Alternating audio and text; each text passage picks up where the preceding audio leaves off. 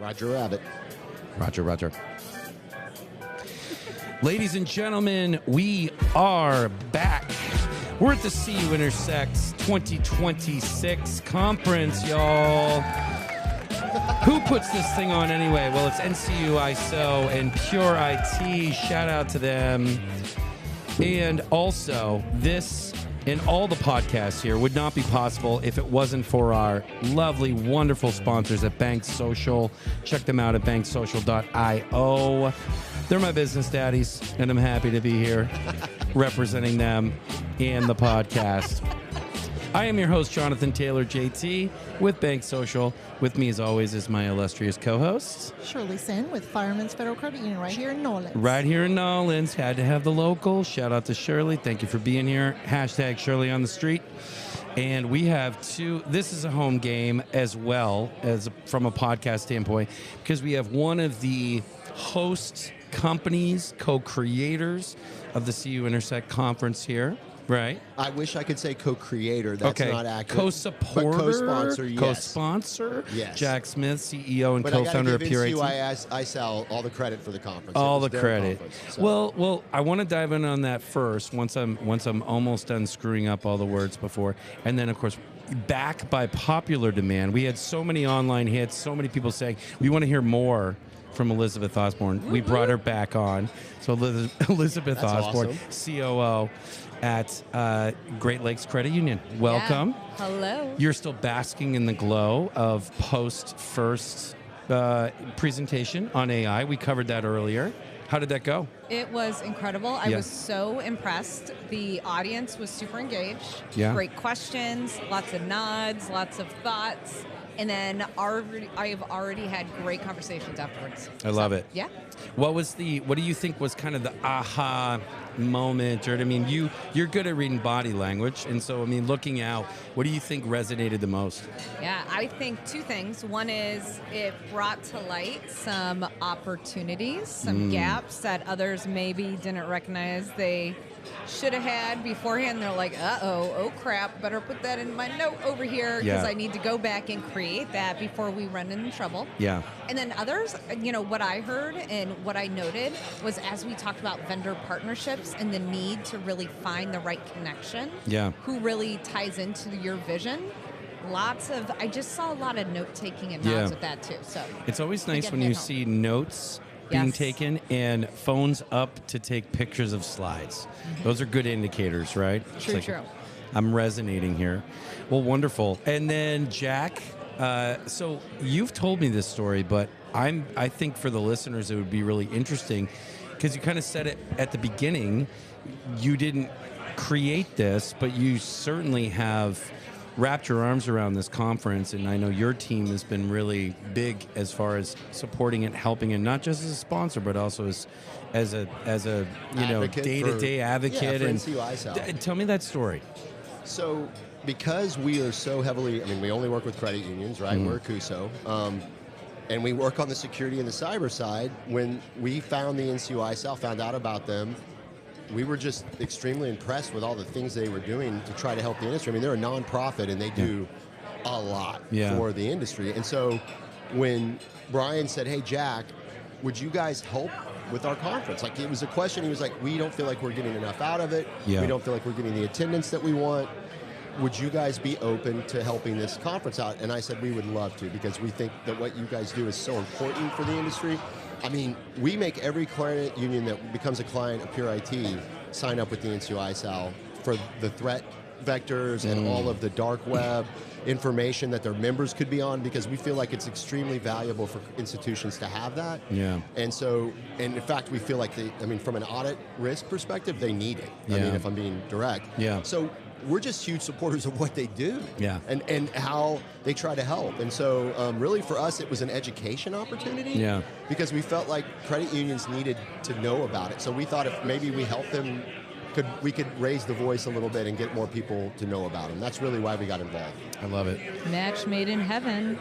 So how has it been going so far? What do you think has been, other than the weather, what do you think has been different or unique this year at the CU Intersect conference? Well, that's a really good question. I guess first of all, it's in New Orleans, which we've never been in New Orleans. No, and it is phenomenal. Like, I'm really enjoying this. I want to go experience all that New Orleans has to offer, so I'm actually staying out after the conference. And then I think we really tried to bring some new tracks in this year. So cyber's always been there, but like AI is huge right now, as Elizabeth spoke about and has been speaking about. So that's one. Crypto is another huge thing that credit unions need to know about that we brought into the track this year. And really payments. I mean, there's a lot of different things that security touches on and risk touches on. So we're trying to bring all of those things into the space. It used to just be cyber. I mean, let me just be honest. It used to primarily be risk and cyber. Sure. But AI is a part of your risk, and there is a cyber risk there, and so is crypto, and so it's really about credit unions and financial institutions learning that what you think cybersecurity is, it's way more. Yeah. It touches every aspect of your institution. 100%. So you can't just think of it as a one-off. Right. It's not a one-off. It has to be embedded in everything. You're dealing with people's money, which the credit unions know that. Sure. It's the one thing that has to be the most secure. So I don't know how everyone doesn't understand security should be wrapped into everything that you do from a strategic perspective. Well, when you see how easily large corporations can fall, and it's usually one employee that clicks on a thing that they're not supposed to click on. Well, here's what's really scary for me is that I think small credit unions think that they're okay because nobody knows about them. Or like no one's focused on them because they're not big. Right. And the scary part for us is that is so not true. And if you're in this world, you know, they're hitting everything. Yeah. And they're looking for holes in any way they can get into anything. Right. So they're the most at risk, actually. And so that scares me. And I mean, I think Steve, our CISO, did a study 2 years ago, and we gave it to the NCUA to try to help them. But by our estimation, there's $98 billion of unprotected assets out there. And I say unprotected. They're trying to protect them. Wow. But if you really think about where the edge is and all of the network holes and all of the things that we find, it's crazy. It's scary to think about. I'll just say it that way. Have there been areas of discovery that you guys have been like, I don't want to say blindsided by, but in working with these folks at Pure IT or just in general, where you guys are like, holy cow, that was a wide open field that we just weren't quite sure about, and we're able to be proactive and kind of close that up? Yeah, I think it's more, if we think about, it's about thinking bigger, right? And so Jack said it so perfectly about where it's been very focused on certain key areas. And now we just have to think cybersecurity and the security focus needs to be across the board. Yeah. And so every time we do, like we've done assessments with Pure IT that have absolutely opened our eyes. We did a Microsoft 365 assessment. We did a general tech assessment, which helped me, that frankly that was the starting framework of our technology strategic plan. So I was like, I need help. Yeah. I don't have time. I know I need to dig in. I need to talk to my team. I need to figure out the gaps and all that.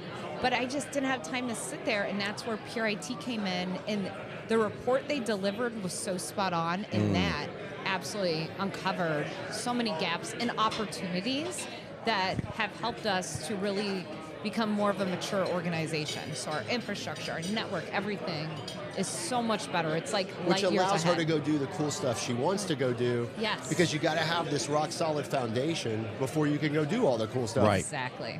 And that's where we're like, people, no, you need to, I always say this and people get mad, you got to slow down to speed up. Yeah. So you got to fix all the stuff. I mean, she said it today in her talk when she was talking about, and somebody called her on it, your data's got to be clean. Now, what does that mean? I mean, 80%, 90% is where you're going to get to, right? We're not talking perfection, but you have to do it. There has to be an exercise where you try, right? And yeah, it's imperative. Well, and I'll tell you, that was one of the things I was thinking about earlier when we were talking about AI, because it's like garbage in, garbage out. That's it. I worked in the data warehouse, data lake space, and it was bonkers how filthy these credit unions data was. I would literally be like, okay, guys, listen, let's all join hands. Okay, we need to support each other. There's no judgments. Okay, this has been a dirty ship for a long, long time. Okay, we're going to clean it up. It was like a stress test with what was that, restaurant rescue or whatever. Remember that? Yeah. The stress test was always, guys, this is going to be an S show. Okay, but we gotta show you where the cracks hit the are. button and look at this and just deal with it. I think Elizabeth said something really cool, and I really appreciate it, actually.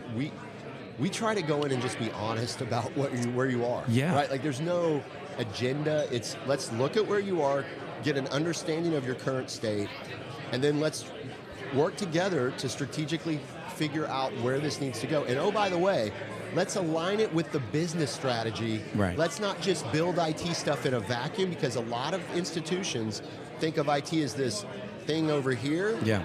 And it's like, no, they need to be in every conversation. Yeah. Because strategically you need to leverage them, and they need to understand she said this in her talk, and I loved it. It's about the business. It's not about the tech. I was trying to explain this to someone earlier today. Everything you do is a three-legged stool. It's people, process, and technology, right? That's what it is. Everything we do in a credit union. And someone was asking me, well, are the tools better? And I'm like, well, it doesn't matter how good your tool is if your people and process are flawed, because the stool will fall. Right. If this is the only leg that's good, then it falls. If these two legs are good and this leg sucks, it still falls. Yeah. If these two, so all three legs have to be aligned, and they have to be strong. Your people have to be good, your processes have to be well defined, and your tech will then enable the other two. Yeah. But that's really what tech is. Tech is an enablement. It's not a panacea. It doesn't solve every problem. It actually enhances your ability to solve a problem with people and processes. Well, and that's a really, really good point, because where I was going with the data thing is, it's like, even we could, thousands and thousands of errors, okay? But somebody still had to go in and clean that up. And then even after, like, loan level, right down to the bottom, and then even after all that time and effort was spent in cleaning it up, then you had to create some kind of data governance where the people that are making the mess don't continue to make the mess. My point being, very long-winded, is like, that's where I see AI coming in on the back end of situations like that, where it's like, well, you can't have a good AI experience for your members without clean data, but you can't have clean data and good governance unless you have a process in place to make it clean and keep it clean. And if your people follow the process, and your people have to then follow that process. Right, but I'm seeing where AI can help in that regard, and we're starting to see that with a lot of the data lakes now, as they're rolling out their own secured version of AI to kind of help this. So, well, like when she was talking about decisioning, so there's a very large credit union that we work with in the Houston area. And they did a year-long where they took their underwriters and compared them with AI. Oh, I am dying to hear the results of this. AI won. Oh boy. And so now nobody now, they have no physical person doing it anymore. Now they have a person that checks it after it's done for the human element. But he was like, the CEO was telling me, he's like, it kicked our butts. Like, we made more money. We didn't do any bad loans. He was like, it is so efficient at the way that it did it. And they actually did it. They did a bake-off to figure it out. Like, they were like, we're going to bake it off. We're going to figure out if this is really as good as we think it is. And it won. So I'm just sharing that as I don't know if it's a cautionary tale or what it is. But the reality is, and this is what I love that he did, though, he did an experiment with it to find out what he could get out of it. And that's the key, experimentation. You got to experiment and create test. that case. Yes. Really prove the case. Does this make sense for my credit union? Right? And then wrap it, learn from it, and then build from there. It will be so much better. 100%. Yes. Because he and I love him because we talk about things like this, and he's a tech CEO, which is rare. He loves tech. Sure. But he understands that he has to leverage it. And I think the key is, even if you're not a tech CEO, it's about understanding that it's a need, and you have to. You don't have to know everything about it, but you have to understand it up here. It's one of those things. We talk about this all the time, and I try to get my team even to understand this. I don't need to be in the weeds, but we need to understand. We need to know where we're going, why we're going there, and then okay, I trust you, go do that, Right. right? And she talked a lot about that too in her talk, which is, and that's what we try to get credit unions to understand, is that your leadership team is so vital in what you do, and if you don't believe it, because I've seen this too, where we've gone into a credit union, the CEO said he believed everything that we said they needed to do, told his team to go execute on what we needed to go do, but then didn't support it in a way that, because this is what your team does, and I know this as a leader, because I'm a leader too, right? And they watch what you do, not what you tell them to do. Yep. So if I'm making something else important by my actions, that's where they go. Yep. And that's what they'll work on, and that's what they'll do, because they think that's what's going to make you happy. And so what you have to do is understand that as a person, as a leader, and go, no, I'm sorry, my bad. I'm wrong. Mm-hmm. We're all supposed to be over here. Let me go jump back over here, because this is where we're all supposed to be. I'm thinking about stuff over here that I shouldn't have told you. Right. I shouldn't have even said anything. Like, that's on me, right? But a lot of leaders don't think that way. Yeah. And it's your team is going to go where you lead them. Sure.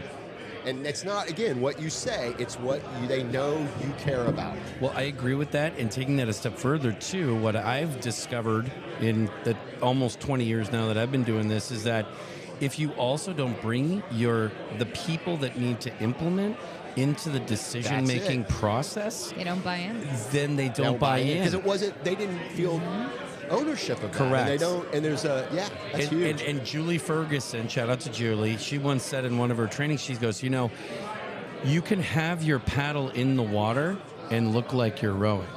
But guess what? If you don't move it, you're actually slowing everybody down. Right? Yeah. And so many people in the credit unions, if they're not part of the decision-making process, will go, and then they'll just sit there, and it's almost like counterproductive to the whole project. Poison. What it is, They'll almost what it sink is, it, is right? they're creating the failure that they think would happen.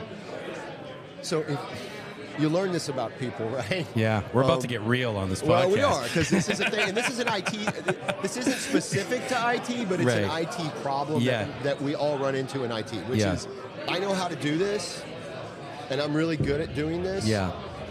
Don't make me not do this. Yeah.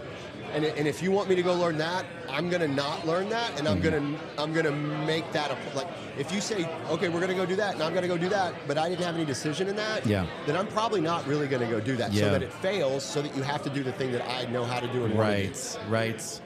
And it's what I tell people all the time. IT people if they've learned a technology, it's very difficult for anybody, but to say, okay, that's not important anymore. Yeah. Oh, yes. It is like, that is the biggest challenge, frankly, because there's comfort. There's comfort and knowledge. It's a knowledge base, right? And they're scared. They're scared. And I have to explain to them, no, you're the smart guy that learned this. Right. That knowledge is very transferable to this. Right. So all I'm really asking you to do is not actually learn something new, because you already know the concepts. Right. You already understand. That's where you're wrong. You already know way more. I'm sorry. Way more. I'm sorry, my hand guy. Way more than you think you know. And you're not allowing yourself to learn something new. Sure. And that isn't actually that different than the thing you know. Right. So it's fear. It's insecurity, and we all have it. So I mean, I'm not.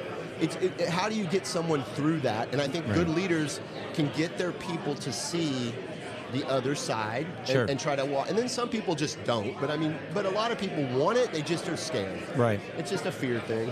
I think you guys have all brought up something that's really important. I think especially for small credit unions, but this probably heads up all the way up to the trajectory of assets, is that AI and technology is going to replace my job. Yeah. But you both have said very explicitly that we have to have both, right? And so we have to have the people to run the AI, and the AI needs the people to continue to develop it. Yeah. And so I think that's something that as we're going along through this journey in this movement is how important having people like Pure IT and that team to bring in the expertise that we may not have, but at the same time, we've got the empathy, we've got the understanding, and the two together are what going to optimize our member experience. That's what makes credit unions incredible. If you can take the tech with the thing that a credit union has, which is a soul. Yes. Right? A credit union has a soul, which I can't say that about many businesses. A credit union has a soul. It has a reason. It has a mission, and it has which is why I love working with them. But we got to help them with the tech. How do you take the tech and show people the soul? How do we use the tech to show the thing that makes a credit union what a credit union is? Because to me, and I look at my kids, and when I tell them about how awesome credit unions are and explain to them the movement and why, Sure. they want to join a credit union. Yes. But then when my son joins a credit union and he can't get his money as fast as he could at a bank, he's like, Dad, what's up? Like, Yeah. They neglected. My credit card was. I put yes for the fraud 5 times, and they still keep saying no. Yeah. And I had to call them, and they're telling me it might happen again. And this goes back to our leadership issues, and that if the board's not on track with this and the leadership team, then there's no way the rest of the Institution, credit is the organization is going to get it. not going to get on board. Well, Yeah. and you brought up something too that I think, again, I'm going back to the small to mid-sized credit unions, but I think a lot of times we think that we are the ones that don't have the resources. And you just mentioned here the reason you're using Pure IT is because they've got the expertise you don't, and it's allowing you to elevate yourself up to do the things that you are good at and use this partnership. So I think as small to mid-sized credit unions, we have to understand that we're not alone in this. Well, here's what's really funny. It's not even that Elizabeth's not good at it. It's time. Time, Yeah. yeah. Time for It the has resources. absolutely time. nothing to do. This is what you have to tell people too a lot. We're not smarter, and we're not better. So I'm going to argue with you on that one. I'm just saying, you brought a whole new level that I would not have brought. And so I learned so much from Pure IT during that assessment. Well, thank you. Ser- But tremendously. really, to me, it it's helped connect so many dots Yeah. that I was like, oh, that makes sense. So that goes back to the partnership. That's Right. why you're great partners. well. right? I will Working say, together on and that's what I love. Elizabeth said this today Oh, in her I thing, love and she that. said that was So awesome good. because she said it today in her speech, and it made me almost cry when she said, "Pure IT is my partner; they're not a vendor." Yeah. And that is what we want to be. Like that is what Yes. we strive to be with our Yeah. clients. Is we want to be a partner. I don't want to be just another vendor. Yeah. Like we want to help, and we want to actually. I love that you said this too, Elizabeth. I'm used to her world. I came from the more for-profit enterprise client Sure, world, sure. where everything has to have a business justification and an Right. ROI. Yeah. Everything you do, like Right. you cannot move anything through if you don't have that. Right, I mean, right. and Oh, so yeah. so we're good at helping the credit union build that and say, look, I'll give you a great example. We went into a credit union. We asked IT, how many applications do you support? They said 37. I said, okay, well, we found 115. They were like, Yeah, exactly. And so I go, but here's the good news. There is no good news. So what I'll tell you is, well, actually, there was really good news. The good news was you have like 6 of this application, Yeah. 4 of that. Yeah. So if we just turn off, I don't know, these 40 that you have duals of, or Yeah. if you decided to turn 60 off because your core actually does all these things, you could save $60,000 a year easily. So, yeah, I mean, we can find money. Like, there's so much tech debt. There's so much, and that's called shadow IT, right? So if you Yeah. go into a credit union, and the reason the IT department didn't know about certain applications was because, guess what had happened? Yeah. Lending had transitioned 4 times in the last 7 years, and every new person would bring in the thing they used at the other institution. Yeah. But they Penny, didn't go penny. bother tell IT. yeah. Nobody told IT. So IT didn't know they had 5 of those. It's like that is it's an ongoing rolling battle that we fight in technology because you have all these different groups, and it kind of goes back to JT what you were saying earlier with all these the business groups and trying to get everyone on the data side together. Right. The solutions tie into that also because institutions, credit union, every organization tends to operate in silos. Yeah, of course. And when you operate in silos, you have the I know my stuff, I know my partners, I kind of know my data. I don't really care what's happening over there or over there. This is what's important to me. You don't have someone taking that cohesive enterprise-wide view. You have to have that. That's a must-have. Yeah, 100%. And especially in large credit unions. I mean, in smaller yeah. credit unions, it's easier to actually create that Mm-hmm. because you don't have as many people. Right. Yes. So you don't have as many lines. In a large one, like we were working with a $20 billion credit union, and they were like, and I was like, well, who makes the decisions on your security? I don't know. And I'm like, well, there's a security team, and then you have this ops security team, and then you have, and I go, are they battling for what should be the solution? And they were like, yeah. Yeah. And I go, so can I tell you what big companies do Mm-hmm. and how they solve this problem? They go, yeah. They go, well, they set up an enterprise architecture group, and it's all your smartest IT people and your business leaders, and they create the solution, and everyone buys in at the executive level, and everyone knows what it's going to do, and then this team over here implements and operates it, and that's it. Yeah. They don't get to decide. They don't get to. They just are hired to implement and operate because they can't drive strategy. Yeah. And when you go into a credit union, what we see in smaller institutions is Bobby was a teller. He helped us with our computers. He's been running IT for 10 years. He's doing a great job, and he is. Bobby is the salt of the earth. Bobby's not strategic. Right. Bobby's not thinking about how to make things easier. Bobby's thinking about making sure it all works and stays on. Correct. Because that's what Bobby gets in trouble for. If your phone doesn't work or your computer or you can't, so Bobby's just scrambling. And all Bobby's doing is making sure everything's on every time, all day. But he is not thinking about anything strategically because he's never even been sent to a conference to talk about it, or no one's even told him. Right. Do you think strategically, Bobby? Bobby, what do we do about this? Let me go buy a cord down at the. I mean, no. It's there's so much. Cord of wood. I know that's wrong of me, but my Sorry. point being is that is what we see a lot, though. Like you just, and it's not the person's fault because they are good at what they do and they do a great job. It's that no one gave them the training, nobody told them that you need to know this, and so they just did their job. Yeah.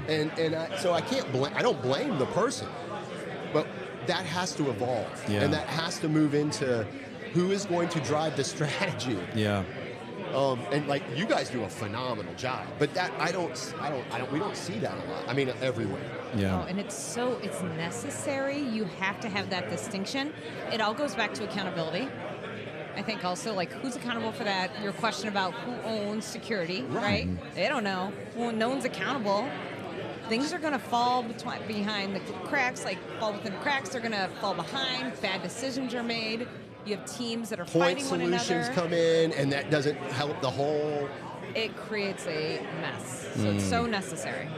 I love it. I think a big thing too, we talk about the fear, right? I think the other big fear is very human, which is the fear of admitting that you don't know. Which is so That funny. you just don't know. Do you know how many times this comes up in my day? So I want to stress this. Failing is the only way you get smart. Admitting you don't know something is the only way you learn it. Yes. And I would rather have people that are honest with me and can say I'm overwhelmed and I don't understand because I can help you. I can't when you don't and when you lie or obfuscate. I can't. So if you want the help and the knowledge, you have to be honest about where you are. And it doesn't make anyone, I don't think, personally, it never makes anyone look bad to me. Like, I actually go, oh, I respect the hell out of you. Humility. Humility. It's okay. It's the key. It's But okay. it's a culture thing. I mean, if we do not We have to embrace model that, it. Yes. Exactly. You've got to create the environment in which people can be honest No, we about have the to things they model don't it. know. Yeah. Your leaders have to be willing to say, I screwed up and I made a mistake and that was a bad decision. Because we are human and we do. And it's just life. Like, I mean, I wish I was the smartest guy in the world. I'm not. And I'm going to make bad decisions. But at least I made a decision. Because that's the thing I learned about leadership. Fail fast. Yep. Make a decision, fail fast, and correct. And if you do that, you're going to be okay. That was one of my favorite things about my first CEO at the Maine Credit Union League Insurance Trust, David Baird. Shout out to David, happily retired now, not coming back. I've tried. And he would say, if we're implementing something new, you go, guys, I'm just telling you now, we're going to work hard on this, but we are going to fall down. We're going to skin our knees. But we're going to get up and we're going to heal from it. We're going to be better, but I want everybody to know. And he would say this to credit unions, right? To credit union owners. He goes, "We're gonna fall down a couple times. I love that because we've never done this before. So we're going to fall down. We're going to skin our knees." Well, you know what I love is I tell clients this, and when we're engaging with someone and they go, "Are you guys this or that?" I'm like, "Well, we're not perfect." Yeah, exactly. We're IT. Yeah. Guess what? Yeah. You're going to get mad at us at some point. I can write a check for you right now and promise you that there will be a day that you're like, that MF or Jack and pure IT. Like, it will happen. Guarantee it. Take it to the bank because it's IT. Right. It is. I mean, but people will go in and tell you, "Oh, we're perfect. We care. Yeah. And we work hard." And I think I've got some great people, and we try. And But if I said we were perfect, I'd be lying. Right, and exactly. and that's where, again, humility and owning what the truth is and what you're trying to do. I always tell people, if you're 80 to 90%, you're crushing it. Yeah, I agree. And people don't care how much you know; they want to know how much you care. Bottom line, especially in the credit union space. So it's like, guys, it's okay. We go on, and I know we will. Tomorrow, I think we have another one tomorrow. We got another one tomorrow. This has been really, really great. Any final thoughts from anybody? I just want to say, Elizabeth, thank you so much for the kind words you said about Pure IT. And then JT and Shirley, just thank you for having us on. I mean, you guys always do these really nice podcasts for us, and we can't tell you how much it means to us. So thank you. Well, we all suffer from a crisis of awareness in this space, right? We got to shine a light. We all got to be bragging on each other and getting it out there because people need help. Bottom line. They need help. So thank you guys very much. Thank you, Jack, for you and your team are fantastic. You guys are great partners. You're great owners now with Bank Social. Thank Really, you. I appreciate you being one of my business daddies now. I'm very excited about that. I don't feel like your business daddy. Oh, my goodness. And no, we're really excited about what we're going to be building together this year. It's really, really exciting. And shout out to NCU ISO. Shout out to Bank Social, of course, for the sponsorship and for all their support that they're doing. Thank you to Shirley. Shirley on the streets, CU Spotlight with me. She's my girl. She's my CU sister. And thank you, Elizabeth, for being on. We really appreciate it. Thank you, guys. Folks, this one was Red Hot Fire. So send it to somebody who needs to hear it. It's important stuff. We'll see you on the next one.